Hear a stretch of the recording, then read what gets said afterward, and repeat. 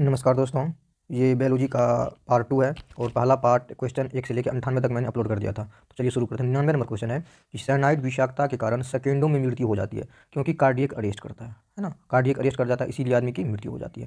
Question number 100 है कि स्तनधारियों के रक्त में सबसे बड़ी कोशिकाएँ कौन सी होती है? तो ये होती है मोनोसाइट की कोशिकाएँ। 101 में है कि अकल दाढ़ तीसरी दाढ़ होती है, जो अकल की दाढ़ होती है उसको तीसरी दाढ़ कहा जाता है। क्वेश्चन नंबर 102 है कि मानव शरीर में कुल अस्थि की संख्या, तो ये हो जाएगा 206। क्वेश्चन नंबर 103 है कि कान में हड्डियों की संख्या कितनी होती है? तो ये हो जाएगा 6, मिलियस, स्टेपिस और इनकस। क्वेश्चन नंबर 104 है कि मानव में कशेरुकों की कुल संख्या कितनी हुई? ये हो जाएगा 33, लेकिन ये डेवलप हो जाता है ना, डेवलप होने के बाद हो जाता है ये 26। क्वेश्चन नंबर 105 है कि बच्चों के अंगों की अस्थियां मुड़ जाती है किस कमी के कारण? तो विटामिन डी के कमी के कारण। क्वेश्चन नंबर 106 में है कि शरीर की सर्वाधिक प्रबल अस्थि कौन सी होती है? तो ये हो जाता है जबड़े। जबड़े मुंह पर नीचे वाला पोर्शन को बोलते हैं जबड़ा, इंग्लिश में बोलते हैं मैंडिबल की हड्डी। और सबसे प्रबल तत्व पूछे कौन बॉडी का? तो वो हो जाएगा एनामेल, दांत का एनामेल हो जाएगा। 107 में कौन सा भाग हाथी के गजदंत के रूप में बदलता है? तो दूसरा कृंतक, दूसरा कृंतक। 108 में है कि लॉक जॉ विकृति किस बीमारी का दूसरा नाम है? तो यह टिटनस बीमारी का दूसरा नाम है लॉक जॉ विकृति।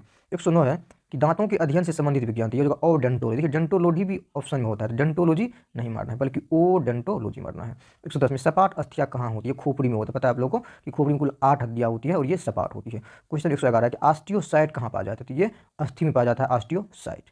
क्वेश्चन 112 है कि जानू फलक का दूसरा नाम है। तो ये जानू फलक किसका दूसरा नाम है? ये हो जाएगा जानवी का पटेला का। पटेला यहाँ होता है, घुटनों में होता है पटेला, उसकी नाम है जानू फलक। क्वेश्चन 113 कि मानव अस्थि पंजर या कंकाल में कुल कितनी? 200 बता दिए थे।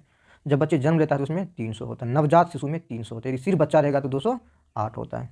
क्वेश्चन नंबर 114 दांत और हड्डियाँ किससे मजबूती और दृढ़ता प्रदान करते हैं? तो दांत और हड्डियाँ को कौन जो है मजबूती और दृढ़ता देता है? तो ये देता है कैल्शियम। 115 है कि 3 से 4 वर्ष के बच्चे की दूध के दांतों में शामिल नहीं होता है, तो अग्र चवर्णक प्रीमोलर बच्चों में नहीं होता है। 116 है कि जोड़ पर यूरिक एसिड क्रिस्टलों का एकत्र हो जाना का क्या कारण? ये हो जाएगा गठिया का। तो गठिया रोग में क्या होता है कि जो जोड़ होता है, जहाँ पे हड्डियों का जोड़ होता है वहाँ पे यूरिक एसिड क्रिस्टल एकत्र हो जाता है। क्वेश्चन 117 है कि एक पक्षी तथा कीट के पर क्या होता है? ये होता है समृद्धि अवयव, समृद्धि अवयव होते हैं। 118 है कि कीट एक प्राणी है जिसमें क्या होता है? तो ये होता है 3 जोड़ी टांग होता है, कीट में 3 जोड़ी टांग होता है। क्वेश्चन नंबर 119, तो 119 में है कि हमारे शरीर के किन कोशिकाओं में सबसे कम पुनर्योजन की शक्ति होती है? ये होता है मस्तिष्क की कोशिका, इसको बोलते हैं न्यूरॉन सेल, इसको कहा जाता है। तो इसमें सबसे कम पुनर्योजन की शक्ति होती है, मतलब सेल डिवीजन सबसे कम होता है। और सबसे ज़्यादा पूछेगा ना सेल डिवीजन किसमें होता है? तो वो होता है लीवर सेल में। किसमें होता है? लीवर की कोशिकाओं में सबसे ज़्यादा सेल डिवीजन होता है। 120 में है कि गुणसूत्र की आकृति विज्ञान का अच्छी तरह से अध्ययन किसे किया जाता है? तो ये होता है मध्यावस्था में गुणसूत्र का सही से अध्ययन किया जा सकता है। 121 है कि चोंच किससे बनती है? जबड़े से बनता है चोंच। 122 है कि दांतों की कठोर इनामिल परत क्या होती है, किसकी बनी होती है? तो ये होती है कैल्शियम फास्फेट की, कैल्शियम फास्फेट की।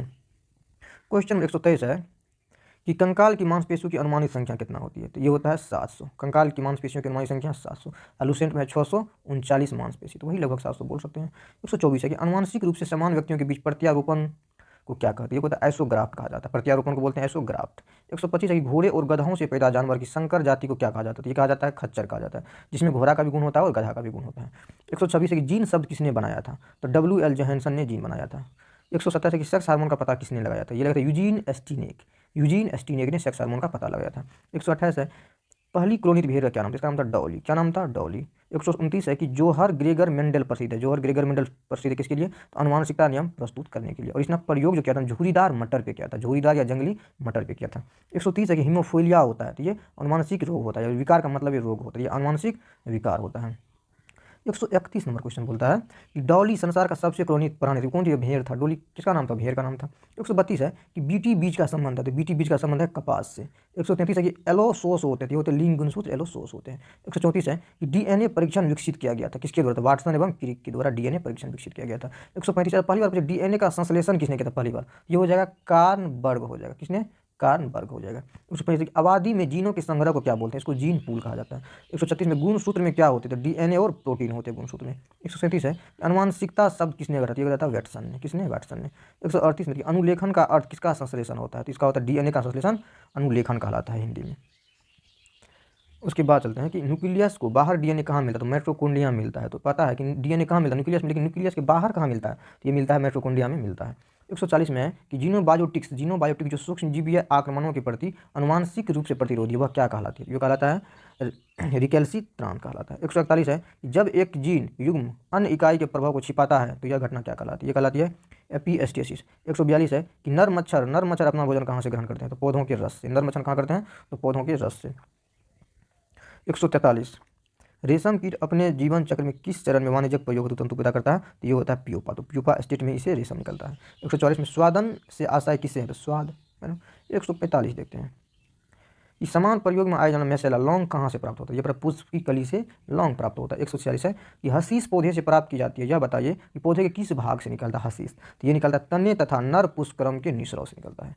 147 क्वेश्चन कि वाटर टैंकों में शैवाल को नष्ट करने के लिए प्रयोग में लाए जाने वाले रसायन को क्या कहा जाता है? ये हो जाएगा कॉपर सल्फेट। क्या हो जाएगा? Copper sulphate CuSO4। 147 प्रकाश संश्लेषण के दौरान हरे पौधे किसका अवशोषण करता है? ये करता है कार्बन डाइऑक्साइड का। कार्बन डाइऑक्साइड का। 149 में पके हुए अंगूर में होता है, ये होता है फ्रुक्टोज। अंगूर में फ्रुक्टोज। टेक्निक याद रखें कि अंगूर क्या है? एक प्रकार का फल है, तो फल में क्या है? तो फ्रुक्टोज है। 150 और निर्थोलॉजी किसके द्वारा होता है? ये होता है पक्षी का अध्ययन और निर्थोलॉजी कहलाता है। लेकिन और निर्थोफिली है, तो और निर्थोफिली किसके द्वारा होता है? तो पक्षी के द्वारा होता है और निर्थोफिली। 151 है कि प्रकाश संश्लेषण के द्वारा निर्मुक्त गैस कौन सी होती है? कौन सा गैस मुक्त होता है? ये ऑक्सीजन निकलता है, पता है आपको। ऑक्सीजन रिलीज होता है और CO2 को लिया जाता है। 152 में पुष्प का जो भाग परागन पैदा करता है निम्नलिखित में से कौन सा होता है? वो होता है परागकोश, क्योंकि परागकोश में ही परागकण होता है। 153 है कि कैंसर के इलाज के लिए प्रयोग किया जाता है, तो कोबाल्ट 60 का प्रयोग करते हैं कैंसर के इलाज के लिए।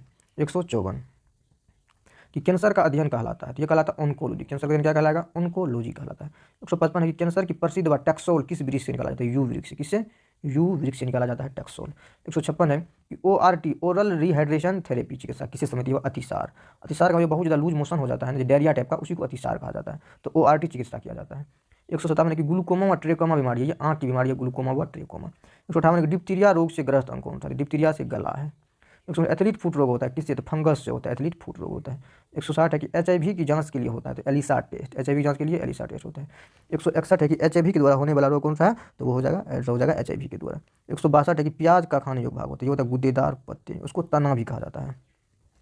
163 है कि आभासी फल का एक उदाहरण, तो ये हो जाएगा सेब है मेरा आभासी फल का एक उदाहरण। 164 है कि यूकैरियोटिक सेल में प्लाज्मा झिल्ली किससे बनी होती है? ये हो जाएगा फॉस्फोलिपिड से बना होता है। अब जो ह्यूमन बॉडी होते हैं, ये यूकैरियोटिक सेल होते हैं, प्रोकैरियोटिक सेल बहुत डेवलप नहीं होते, ये एक सेल वाला, जैसे मेरे पास हो गया अमीबा सब हो गया, तो ये सब प्रोकैरियोटिक बैक्टीरिया सब जो है ना प्रोकैरियोटिक में, जो आदमी आ जाता है और जो मनुष्य हो गया, उसके बाद जानवर हो गया, उसके बाद वृक्ष सब हो गया, ये सब यूकैरियोटिक सेल में आता है। इसका प्लाज्मा झिल्ली बनता है फॉस्फोलिपिड से। 165 में हृदय का पहला प्रतिस्थापन किसने किया? डॉक्टर क्रिश्चियन बर्नार्ड ने किया था 1967 में, साउथ अफ्रीका का ये था। 166 हरा प्रोटोजवा क्या कहलाता है? यूग्लिना को हरा प्रोटोजवा कहा जाता है। 167 में पुरुषों की नसबंदी कहलाता है बेसेक्टोमी, महिलाओं की कहलाता है ट्यूबेक्टोमी। याद रखिए कि महिलाओं में तो ट्यूब होता है, फिलिपियन ट्यूब, तो ट्यूब को काटा जाता है ट्यूबोक्टोमी, पुरुष का हो गया बेसेक्टोमी। 169 डायनासोर थे मेसोजोइक सरीसृप, कौन थे? मेसोजोइक सरीसृप। 170 ATP का निर्माण घटक, ये हो जाएगा फ्रक्टोज। ATP क्या है? फ्रक्टोज है। लक्रिमल ग्रंथि क्या श्रावित करती है? हो जाएगा आंसू लक्रिमल ग्रंथि से निकलने का काम करता है। तो ये आपका हो। यदि आपको ये वीडियो हेल्पफुल लगा तो प्लीज़ चैनल को लाइक सब्सक्राइब। मिलते हैं नेक्स्ट वीडियो में। धन्यवाद।